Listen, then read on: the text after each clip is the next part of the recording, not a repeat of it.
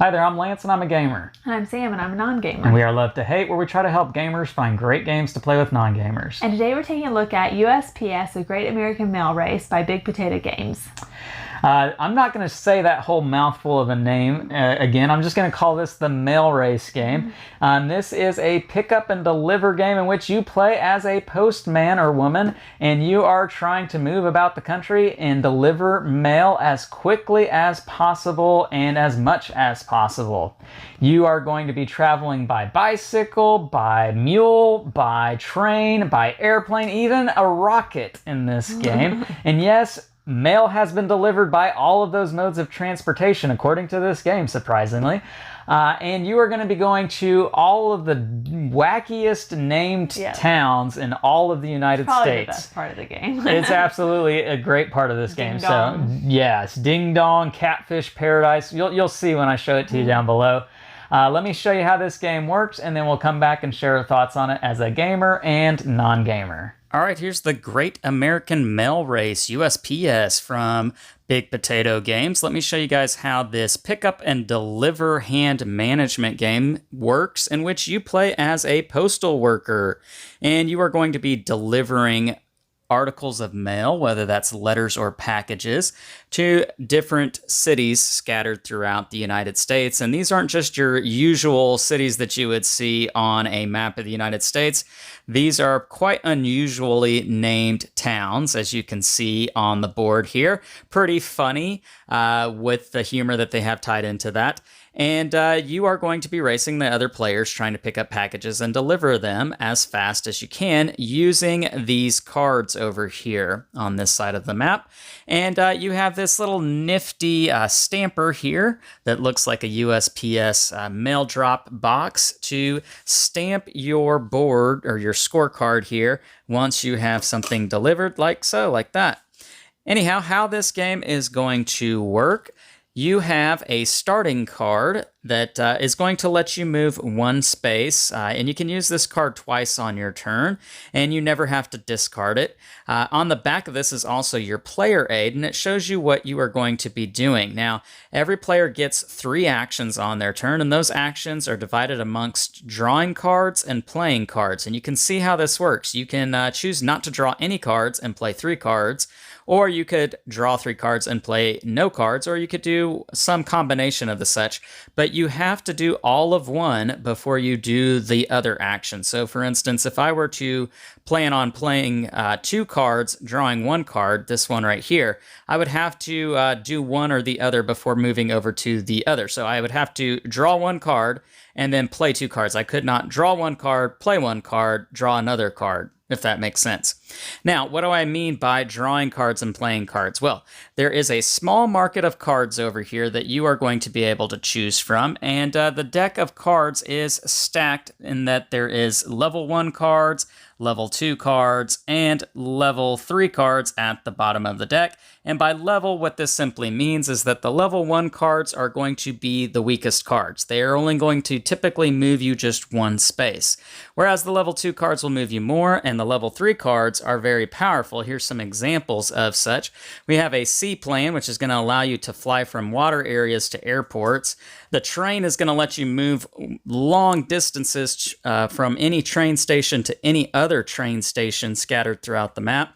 The van will let you move 3 spaces along roads. The 4x4 will let you move 3 spaces along roads or trails. And then the rocket is probably the best card in the game because it lets you go to any location as long as you are leaving from an airport. Now, how this works, as I mentioned, you are going to be drawing cards from the market and playing cards.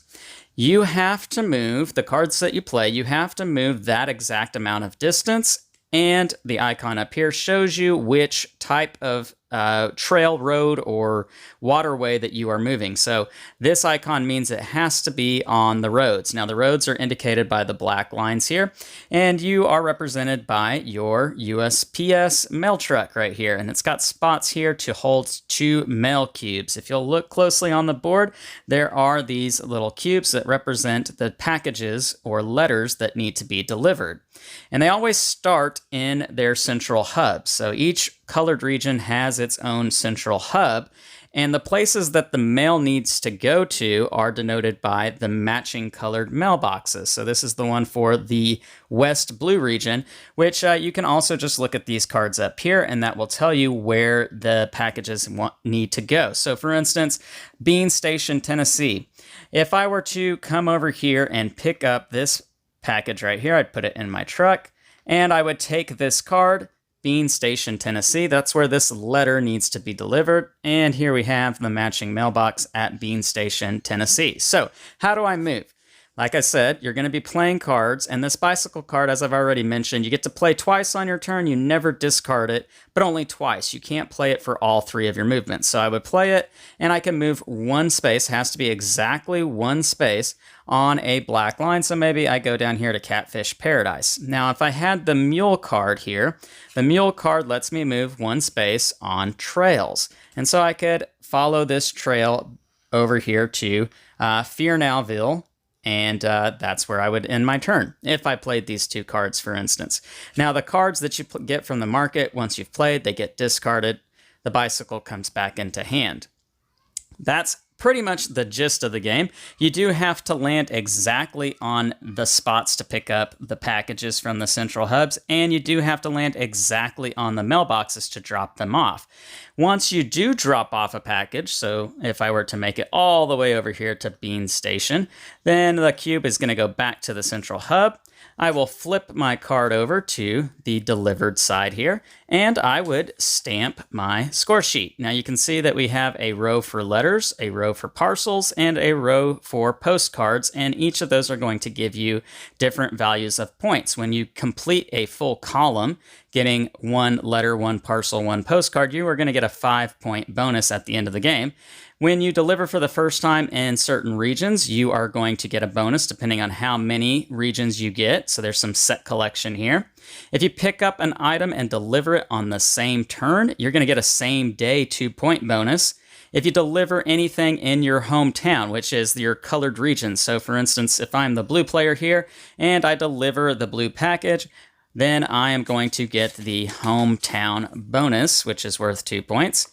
And there are fragile packages. Now, the brown ones up here, these are going to be packages, and that's how you can denote them differently from the letters. And if it's stamped fragile, then that is going to give you bonus points so long as you do not travel through the air, such as with the rocket. You have to stay on the ground the entire way, and if you do that, then you can get the fragile bonus, which the first time you do it is worth 2 points, the second time is worth 4 points.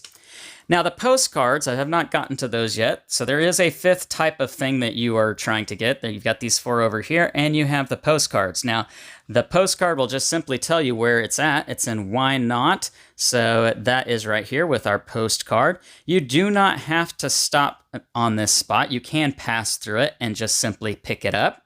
And you would gain the postcard card, which on the back side of these is some funniness. You've got some punny names here, and something that is interesting tied into the name of the town, which these are all real towns, by the way. And you would then get to stamp off your postcard. One other small rule that I did forget is the assist rule in this game, and that is a little bit of take that, and that if you were to move to a spot with another player, you can assist them by taking a package off of their cart and taking the matching card that would go along with that to try and deliver that item yourself. So you are assisting that worker because you are all on the same team, so to speak. You're postal workers, but you are going to get credit for delivering that package. You could do the alternative. If you were the one to have the package and move into another spot with another player, you can move one of yours onto theirs because you do only have 2 spots. You cannot hold a 3rd item. Now, the game is going to end when this deck of cards runs out. Whoever has the most points stamped off on their card is going to be the winner. And that is how you play USPS, the Great American Mail Race. Let's go back up top and share our thoughts on this one. And we're back, and now we're going to share our thoughts on USPS, the Great American Mail Race, from a gamer and non-gamer's perspective, while you check out some gameplay footage of a game between Sam and I and one of our kids. So Sam, seeing this out on the table, what were your first impressions? It reminded me of Ticket to Ride, I'm Yes, guessing? Ticket to Ride. Yes, Yeah. that's it. That's what I thought. That's what I thought it was. Okay. With mail trucks. Yeah, absolutely. I mean, anytime you see a big map of the United States Yeah. with these dots that are all interconnected with lines, yeah, I think that's going to be something that a lot of people think it's Ticket to Ride. Yeah. And in some ways, it's similar. I mean, Yeah, you you're are trying to travel. And yeah. A route. And you do even have trains in this game, Yes. although it's not a prevailing Yeah. theme in this one. But definitely not the same game. You're not networking. You're not building out routes. You're traveling point to point grid movement with this, and it's pick up and deliver. What do you think about that stamper? I loved it. I thought that was such a unique. I remember asking at the very beginning. He handed me that paper, and I said, "Do I need a pencil?" And you said no, and I was like, Then what am were I we doing? Yeah. And even our son really, it's just a cool little gimmick, but sure. it made it really enjoyable.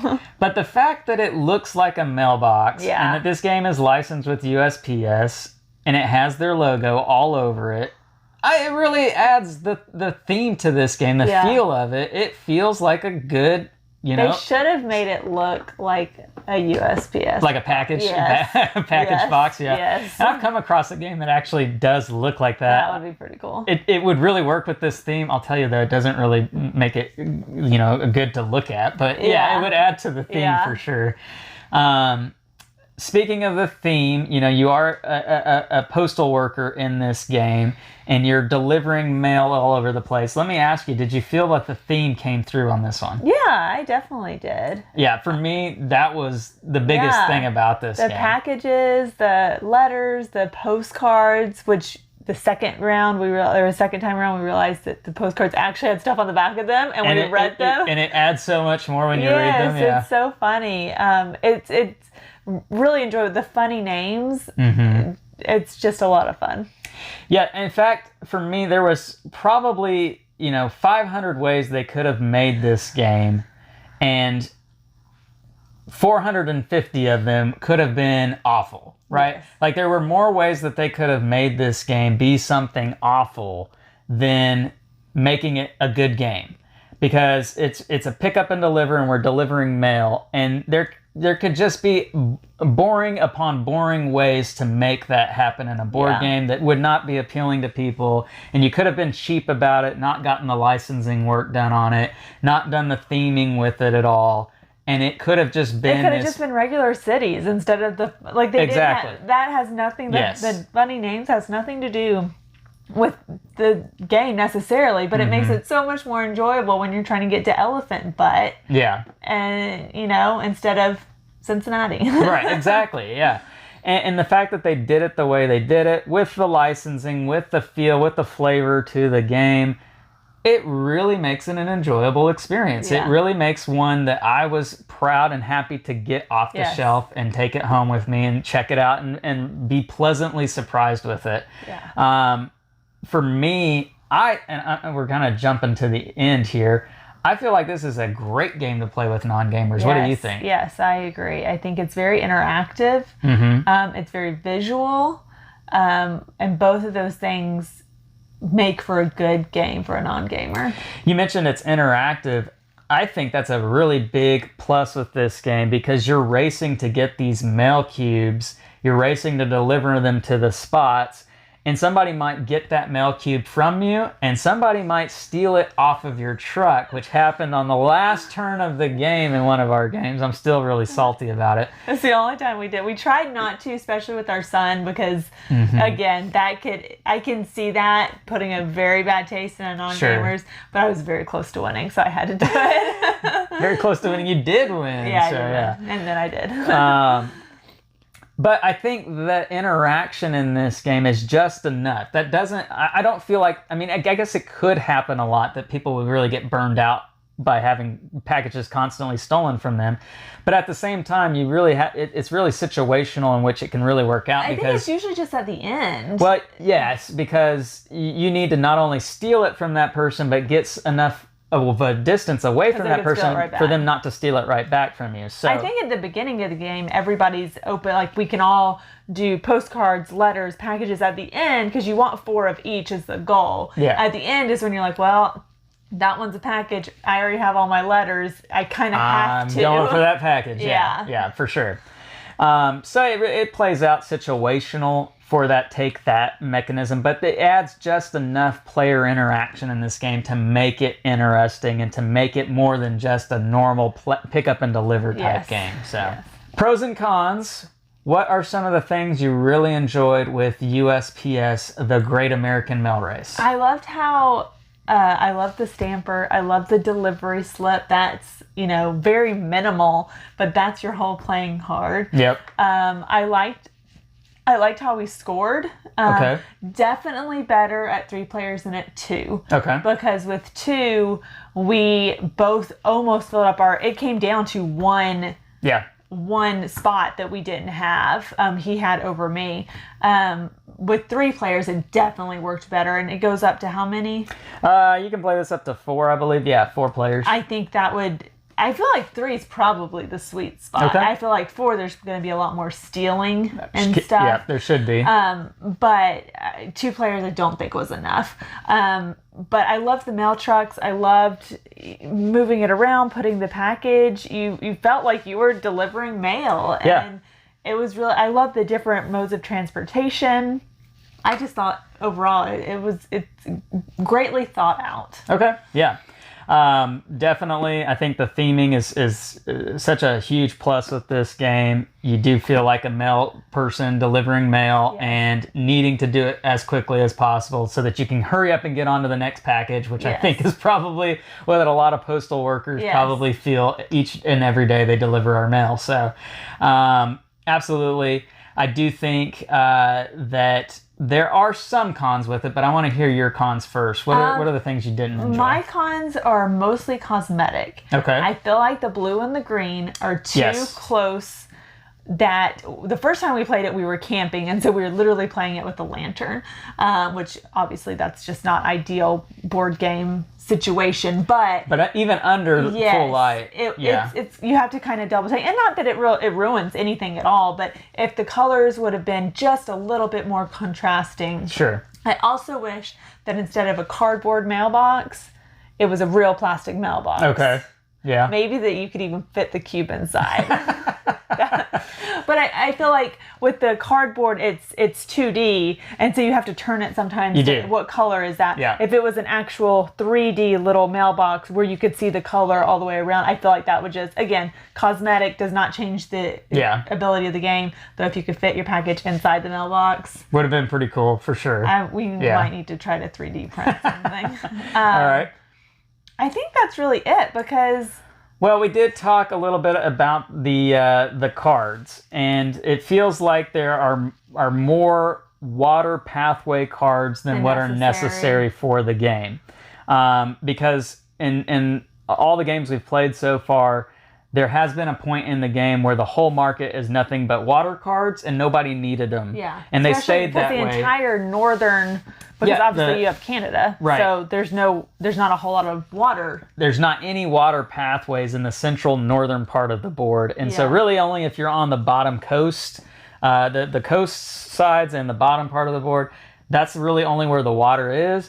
And so you're really only using those cards in that section. So it just doesn't need to be as prevalent as it is. Right, yeah. That's a minor issue. I don't think it breaks the game in any way. What I think is a bigger issue for me is I don't know that it's completely well balanced for all of the players. The green players, especially what I'm talking about, because when you start the game, everybody starts in the centralized location, and you've got the blue and the red and the gray regions touching that center location. The green player section is all the way on this side of the board, and they got to go way over there. Alaska and Hawaii in the green. In the blue. Alaska and Hawaii are in the blue. I'm sorry. The green is way up here in New York, the New England coast area. See, I'm already getting the colors mixed up. Yeah, exactly. And it's such a small area, and there's fewer cards for that section too. I counted the cards. There's only 6 for the green section, and there's a whole lot more for the other ones. And part of your delivery slip is getting a home delivery, a hometown bonus. I didn't even consider that because I was pink both times. If you're playing 3 players, I recommend not playing with the green player. And if you're playing all 4, well, the green player might need to be the person who's probably the most skilled board gamer at the table. Yeah. You know. Not a kid. But otherwise, I think, you know, the game is pretty solid outside of that issue. So it's just a fun game. Yeah. Like, and I think it's great for non-gamers, but I think gamers will have a really fun time with this. I think so too. Yeah. All right, scale of 1 to 10, love to hate. Where do you fall down with the Great American Mail Race? I really liked it. I think it may end up at the end of the year in my top 10. Okay. Definitely Okay. top 15. Okay. But I can definitely see it in my top 10. I would give it an 8.5. 8.5. Wow. It was just fun. Like, it's just one of those games where you just, even if you didn't win, which I did, but even if you don't, like, our son had a fun the names are funny, the postcards are funny, and I know I'm saying the same thing over and over again, but it's just an enjoyable game. Your brain's not burning with strategy or, you know, frustrated with take that for the most part, maybe at the end. But it's just a fun game. Yeah. So it's a high score for me. I would absolutely agree with Sam. It was 100 times more enjoyable than what I initially thought it would be. You know, licensing games, they can be pretty hit or miss, and oftentimes they're missed than they are hit. Yeah. But occasionally they do hit, and this is one that I feel like does hit. It is a game that did well. And USPS, they should be proud that this was a game that was put out for them. Because I think the theming of it really works well. The components to the game really work well. It's just a very overall really good game, and it's a great family game. Absolutely great family game. And I can understand why Target would want to carry it on their shelves, because that's what they're really appealing to, are those great family weight games. We get a lot of our games from Target. But yeah, so I'm going to give this one a 7.7. Solid game. I'm not getting rid of it. This is going to be one that sticks around, and it's going to hit our table and be with us for many, many years. So if somebody wants to work on those 3D mailboxes for us, I'm sure we can. I'm sure we can figure this out. So there's got to be something on Thingiverse out there. So, but anyway, that is our thoughts on the Great American Mail Race. USPS, the Great American Mail Race. I want to make sure to get that right. It is from Big Potato Games. Leave us some comments down below. Let us know what you think of this game. Make sure to like and subscribe and push that bell button so you get notifications of all our new content. I'm Lance. I'm Sam. And we are Love to Hate, where we try to help gamers find great games to play with non-gamers. We'll catch you next time.